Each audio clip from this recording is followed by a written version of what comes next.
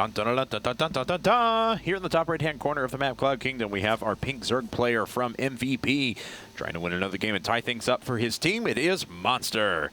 And his opponent in the lower left-hand corner from SlayerS, it's Brown. He's our orange Protoss player. It's just funny to me just to see Brown. Just Brown. And it's kind of sad because in Brood War you could actually be Brown. That's right. And in StarCraft 2 you cannot be Brown. Yeah, orange is as close as you can get, actually. So yeah.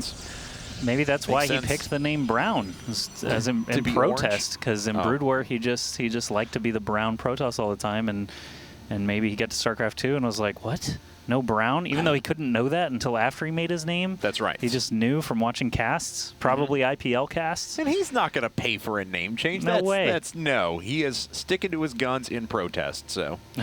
So SlayerS Brown, just now you know. That's right. You know the fictional story of SlayerS Brown. Correct. And MVP Monster just really likes monsters, probably. I imagine. Or just doesn't like them at all. I hope so. And this is in protest also of monsters. A protest of monsters. Yes. So it's a good thing to protest, I mean.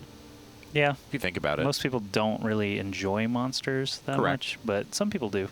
A few, yep. but not many. The crazies. All right. Spawning pool. Hey, look at that. Spawning pool first, of course, making sure that he stays safe against any sort of forge pressure at the beginning. But as we can see, there's quite a bit of resources saved up here already. A 16th probe on the way, so Brown likely going to go for a Nexus first, but could switch things up on us and slap down a forge if he wants to.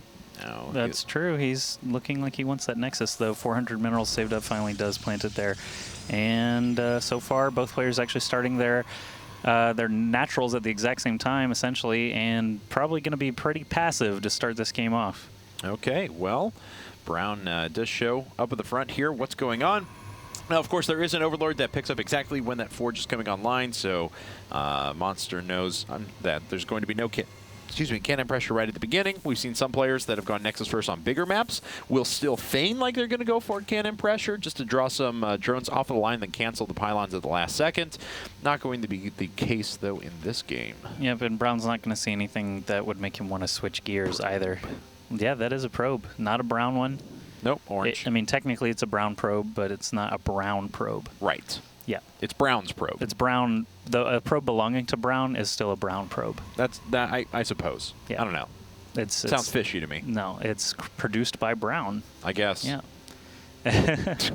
Anyway, things are looking pretty normal, as we mentioned. 4-minute hatch looks like it's going to follow up here for Monster. And the real question is what he does after this. Two-base strategies are pretty popular here for Protoss players because you can split the third so easily. You can either make your way all the way straight up the natural. If you break down these destructible rocks, you can come in through the third. Or there's a big even ground path that comes around from the side as well. So a lot of attack paths. You'll often see Protoss players dropping forward pylons in this sort of an area and trying to execute quick attack strategies that way. And this map, Cloud Kingdom, actually does remind me of a sort of shoved around Xel'Naga Caverns. The main and the natural are kind of the same, just flipped from example, at the top right, the natural would be on the left side, instead it's below it, and the third base is still surrounded by that high ground, so infestors and stalkers and things like that can still get a shot in there. Actually, no, I'm thinking of the fourth base. You're thinking of the Sorry, fourth base. Yeah, okay. The fourth base. I was like, okay, I'm just going to go with this for now. I was like, maybe you could get inside the main, but... Yeah, so Xel'Naga Caverns you would see play from here with tanks and infestors, and stalkers even are close enough to actually harass that, so that's, if it ever get to that point, sometimes you'll see harassment like that. And this map is actually another good one for Broodlord and Mothership play. I see a lot of those super late game builds, and Stargate, of course, is well on its way to making a Mothership. We'll see, obviously, Phoenixes and Void Rays to start, though. Yeah, so, I mean, Stargate play is pretty good here, especially the way that you can sit on top of the main and go back and forth between the main and third so effectively. Forces a lot of queens to be used. We'll see some Protoss players have been just putting on tons of Phoenix pressure right at the very beginning as well, bypassing Void Rays altogether. We'll see what Brown decides to choose, though. He has enough for a Void Ray, and it is indeed going to be that. So a little bit stronger unit, but of course a little bit more valuable, and wants to make sure he's not going to lose it right at the beginning. Curious, though, that there's no Overlord position where you typically see one for Zerg players. Yeah. Just to the left there. He might even actually end up situating it there. He's not in a ton of danger right now, just leaving it off to the side there, but the Void Ray is going to be out soon. There is an Overlord actually walking over the main right now, seeing the Stargate, seeing everything there is to see. The Stalker is going to take care of it, and of course the Void Ray will pop out and kill it off as well. But this Overlord knew that he was going to die. He's not the important target. Void Ray is going to continue moving now to try and catch that second Overlord before he gets safely away. Yeah, and that Overlord does not stand a chance.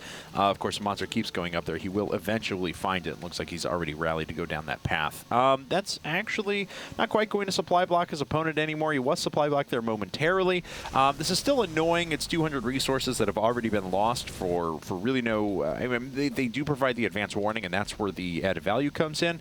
And there is an evolution chamber that was just finished up, so Spore Crawlers will pop on here in a second if he wants to. Yeah, and that's the nice thing about Stargate openings. Obviously, you're removing some mineral spent from them, you're removing larva from them, some time obviously is involved, and you're kind of forcing their build to go a way that they usually don't want to go. They are forced to build Spore Crawlers as they don't have very much early game anti-air. Queens usually cannot handle a large amount of air units from Protoss, so basically this is just Brown's way of forcing Monster to go the way that he kind of wants him to go.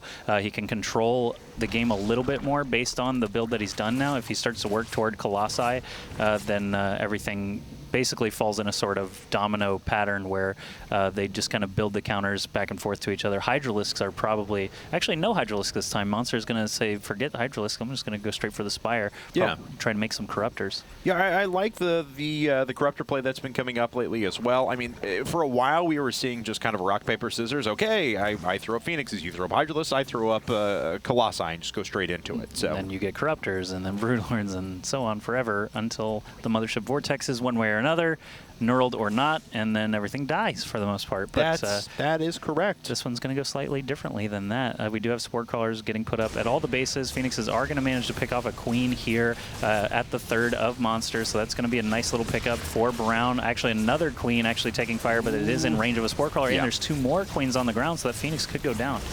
Okay, it does go down. There's yeah, it does go down. There are still a few Queens remaining. This one just safely getting away, just barely 16 hit points. But at the same time, Monster's going to run into the third here, which is somewhat defended for Brown, but that's not that large of a force. An additional 16, 20 Lings would probably be able to kill that base if nothing else gets warped in. Well, he is building 16 more. Obviously, Phoenixes don't have a great time against Lings.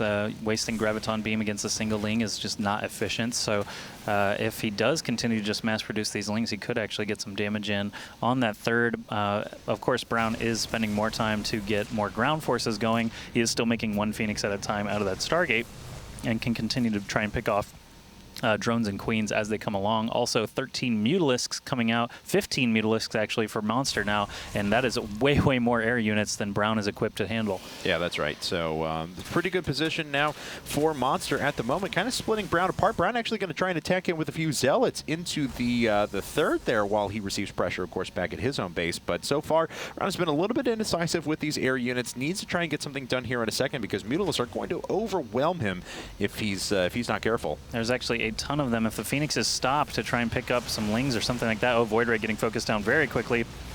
Good choice there. More mutas are going to be coming in. The Phoenixes can obviously fire while moving and get some free damage in as they escape, but they're not going to be able to fight those head on. The Lings on the ground, they're not going to be able to do anything to them either. So this Muta Ling push here could actually be very, very damaging towards Brown's economy. He can actually press one side with the Lings and the other with the Mutas, and these four Phoenixes are not going to be able to slow them down. All right, very nice job with the Mutas just to pick off one of those Phoenixes already. A second going down as well, so they're not being as effective as he would like. Of course, Brown is going into further Mutalisk production. I'm not Mutalisk, Phoenix production here, though, as he wants to continue to drive these units away. Good force fields up at the front, but off to the right-hand side. No, okay, just Zerglings sitting around. I thought maybe the Banelings morphing in or something, but no. Just giving up the chase at the moment. Yeah, 28 more Lings, 3 more Mutas, upgrades rolling for both of those, and Monster looks like he's just going to continue on this path for a while until he's blocked on upgrades.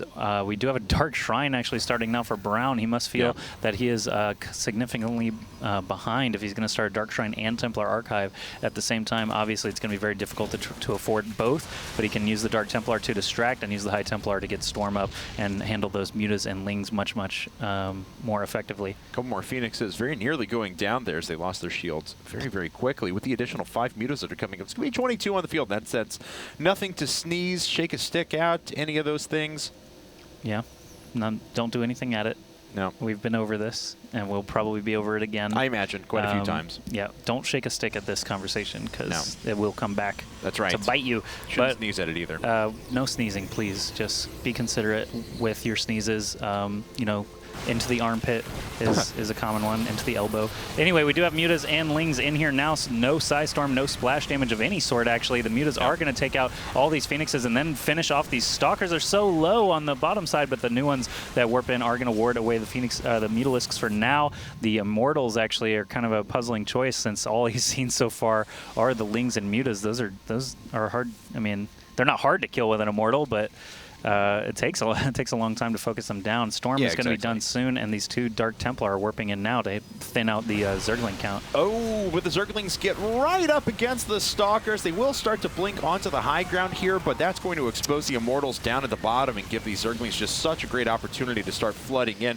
Going to make their way over to the third for now. The Stalkers could just get picked off. I mean, honestly, the Mutals aren't expendable, but with this strategy, I mean, the Zerg player's playing it to a hilt. You just want to expand across the map, continue to do damage, pin your opponent in, inflict economic damage. He's now killed just one worker. Wow, I'm actually a little bit surprised about that, I have to say. Dark Templar are actually splitting up now and trying to take out hatcheries. Yeah, just one worker, but that's okay because he keeps killing those units, and he's built himself an 80 supply lead now. 7 more Mutalisks popping out.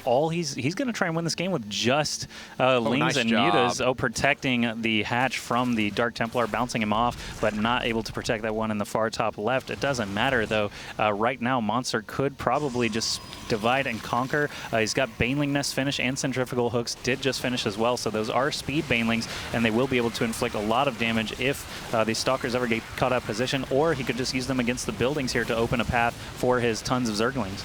And the Stalkers are actually just melting away as the Mutalisks just overpower them with +1 upgrades. They can't actually handle themselves in a fight. Look at that, Baneling's morphing directly inside of the base. Baneling's coming through and rolling through everything over at the third as well. More workers just continuing to be killed up to 28 and increasing 34. And that, ladies and gentlemen, is going to be all she wrote. 44 supply and falling. There's a GG, and MVP Monster has tied things up for Team MVP.